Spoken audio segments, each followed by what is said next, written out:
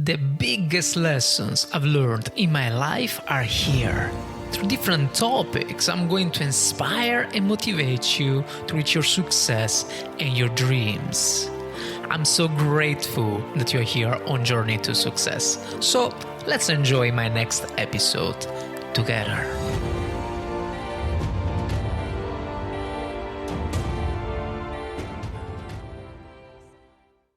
Perfect. How are you, John? Good? Good. How are you? That's super. So at the end, you got it. So it was just because my no problem. my system I was was just closed. making sure. I didn't want to be late. No worry. No, you are super on time. Good. All right. So I would say to start then, right? Sure. Perfect. So, John, I read your story and found it very fascinating. So basically, when you were a child, you had a condition called biliary atresia or atresia. Just correct me if I'm wrong. Right. And biliary atresia. That's correct. Atresia, right. And you underwent a liver transplant surgery performed by Thomas Starz twice. Is that correct? Well, the first one was performed by Thomas Starzl, but the second was performed by other surgeons. Right. He had retired by then. Okay. Well, there is a lot of information to cover, so Certainly let's start from the beginning. So, can you explain in simple terms what biliary atresia is, the causes and the consequences? Tell us. Sure. So, biliary atresia is a breakdown of the bile ducts that connect to the liver. So it usually is onset in newborns. It is somewhat genetic. So and it's very rare. I forget the statistics, but it's at least 1 in 100 of babies are affected. I'm sorry, it's probably more than that, but anyway. So it usually presents as not having the ability to gain weight and things like that. So that was the case for me. Well, I just want to start by mentioning again Thomas Starz. So in your biography, you mentioned that you were operated on by the great Thomas Starz. So it caught my attention when you referred to him as a great. So I was wondering why you used that word. So maybe it's because he saved your life, which makes perfect sense, but I wasn't sure. So I conducted some research, and on Wikipedia, I read that Thomas Starz was known as the father of modern transplantology and was recognized as well as one of the most prolific scientists in the world. So particularly in the field of clinical medicine and surgery generally. Am I saying right?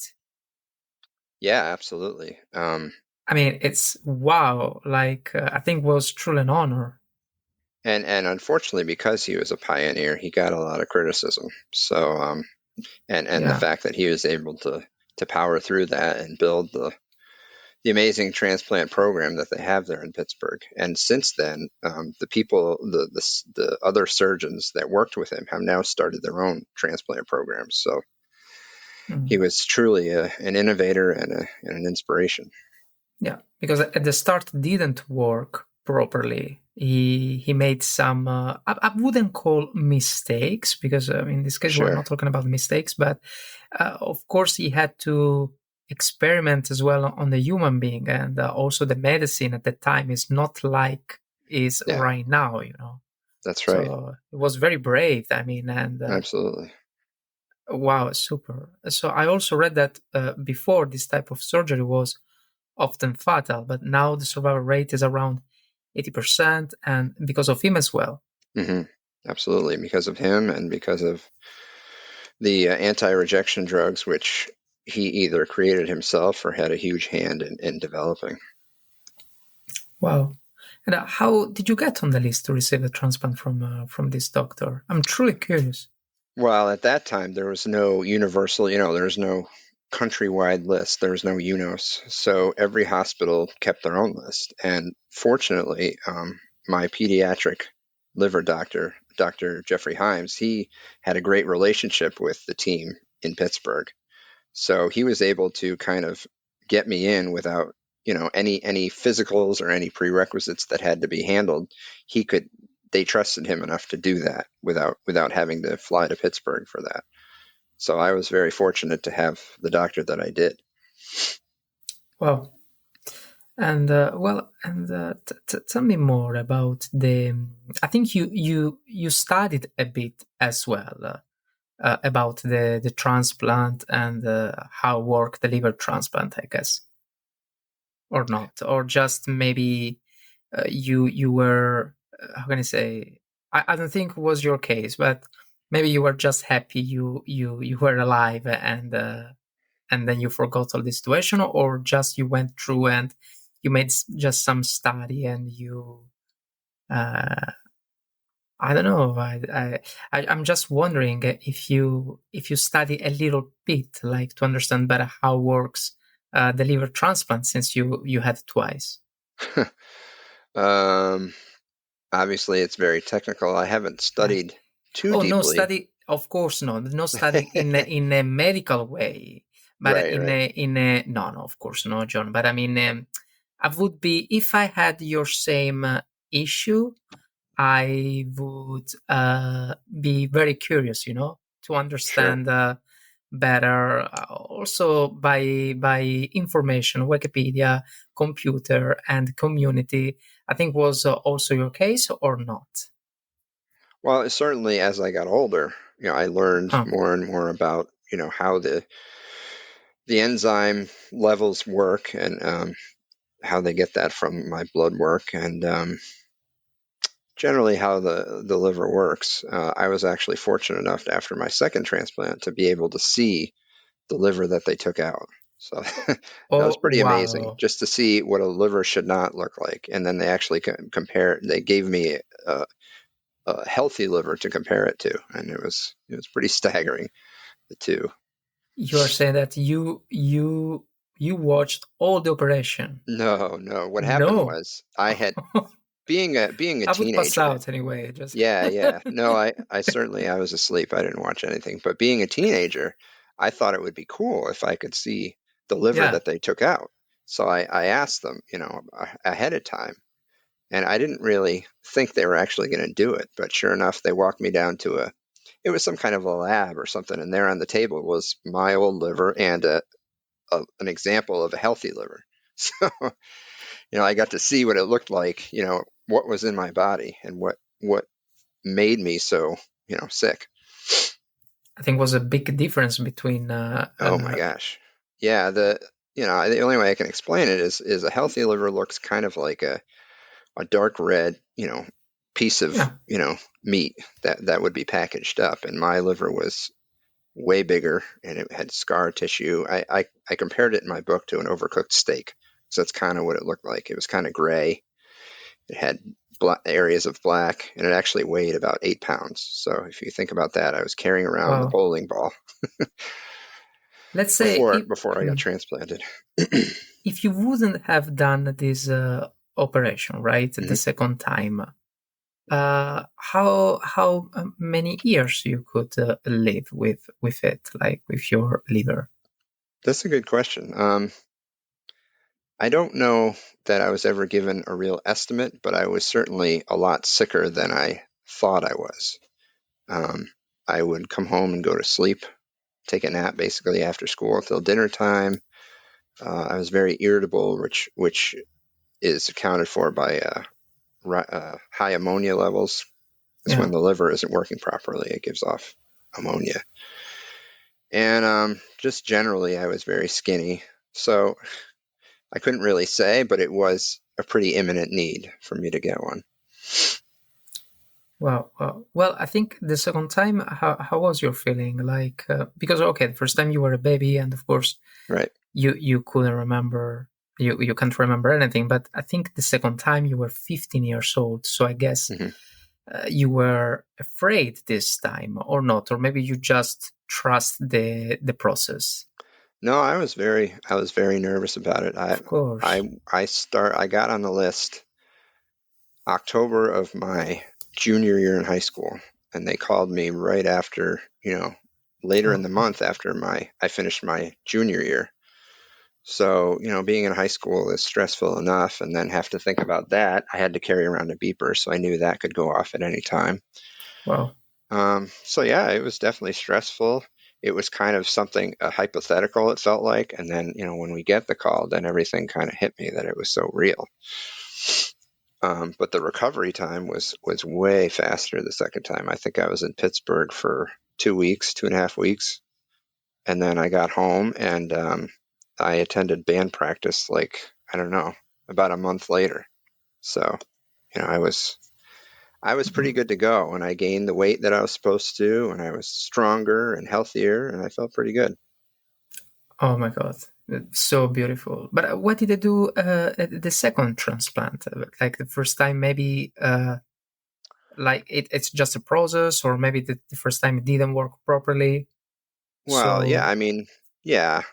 Keep in mind when I had it done, it was still listed as experimental. My parents oh had to yeah, sign a bunch of waivers, and things like that. So yeah. obviously he did not have his process down because he was just learning this stuff. Actually, I saw a documentary about Dr. Starzl. And in its infancy, he and the transplant team would fly to wherever the donor liver was, procure it, take it out of the patient, bring it back, and then do the transplant operation.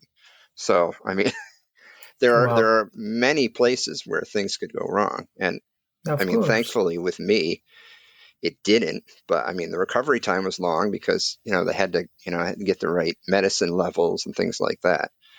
And as far as why I had the second transplant, it's never really been perfectly answered, but I think the fact that I grew and you know they didn't know everything about transplant surgery at that point, so I think just something might have broke down, and there was a necessity to need another one, but it lasted me 16 years. So they That's your certainly. your that's your final one, No, that or was my first one, my first transplant. no, no, no, no. I mean, the one that you had when you were 15 years old. I Yeah. mean, was your Yes. final one? Okay. Yeah, we're going on, Well, let's see, 1999, so 23, 24 years. wow. And Well, I for feel great, real. and my numbers have been great. So, I also read that so the survival rate after liver transplant is typically high. So it's the range is between 85 and 95. hmm And after 3 years, the survival rate is 80, 90. And the 5 year survival rate, it's around 78. So, of course, really. you are pretty far from this year, so we can hmm talk about it. But I mean, have you never thought like, okay, so this is my second year after my transplant, and am I still good? Yes or not? Or hmm okay, this is my third or fourth year. Am I sure that I feel good? Yes or not? So have you never had this thought, or you just trust your body that everything was like it has had to be? Yeah, I was told there shouldn't be a reason for me to have a second transplant. They said this should be your liver for life. At that point, they had refined the process. They had refine the medicine because early on, and it's still true, the anti-rejection medicine, if it's too high, it can do a number on your kidneys. So I'm sure that's where that rate comes from after a certain Yeah, period of time. But I'm on the anti-rejection. I'm on 1 milligram in the morning and 1 milligram at night. So that's pretty much as low as you can go. And I do see a kidney specialist, and so far everything's been great. So. it's so But yeah, beautiful. sure, I think about it. I think about, if I am I going to be, dying younger than my peers. I think about it, but as long as I feel good, I'm not that worried. Oh yeah, yeah, no, no, that's not your case anymore. But I mean, maybe when you were 16 or 17, I hmm think. I was just wondering if Yeah, actually you trusted that everything was right or not. I did. I did, Hmm, especially that's good. how well I felt after the transplant. I figured, Wow. these doctors are top notch, and they know what they're doing. And I feel like, as long as I treat it properly, and I don't, abuse my liver. I don't see any Yeah. reason why I couldn't. When I talk with people like you in my podcast, I truly have the feeling I talk with a miracle. Like honestly, I don't know Certainly. if it's the same for you about yourself, but that's what I think. Well, and writing this book, a lot of the information came from my parents, and Yeah. they talked about stuff that I never even knew. So as much as I knew, which was definitely harrowing, I mean, to get their perspective, I did sit back and say, wow, there were a lot Well, of things had to go right for also me there to was survive. oh, so there was actually something more than the liver. Well, The, yeah, but there were complications. I went well, septic at one point. I had pneumonia. I had all kinds of things because of, you're more susceptible to infection yeah. and things like that. So, yeah, there were things I didn't know anything about, but I did know while I was waiting, I was pretty close to death.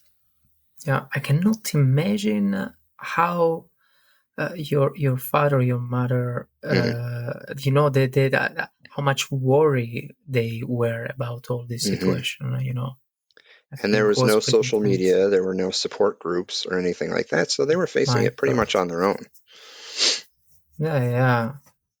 Yeah, I think they were so happy when they realized that everything was right after Absolutely. your second operation. Wow. Yeah, I mean, for them, the second transplant was definitely kind of a shock, because they had already been through it once, and then they had to go through it again. But at least they had me to talk to and ask how I Yeah. was feeling and things like that. Because as I understood, the first time they operated you, they said that you wouldn't have done a second one, right? I don't think they ever said that. No, Oh, I don't think they knew at that point. you, well, good point. Yeah, yeah. Being experimental, I don't think they had all the information they could. Yeah, yeah, yeah. Wow, It was a lot wow. smaller sample size back then. And well, I mean, now you have a children, as understood, a wife, Hmm. and you travel. Seems like you reach a wonderful point in life. So, did you ever imagine you would get to this stage? Well, I certainly hoped, but if you had Yeah, asked me when I was in high school waiting for a transplant, I definitely questioned it. of Absolutely. course, But of course. yeah, I mean, after my certainly, it kind of opened the world up to me again. Which kind of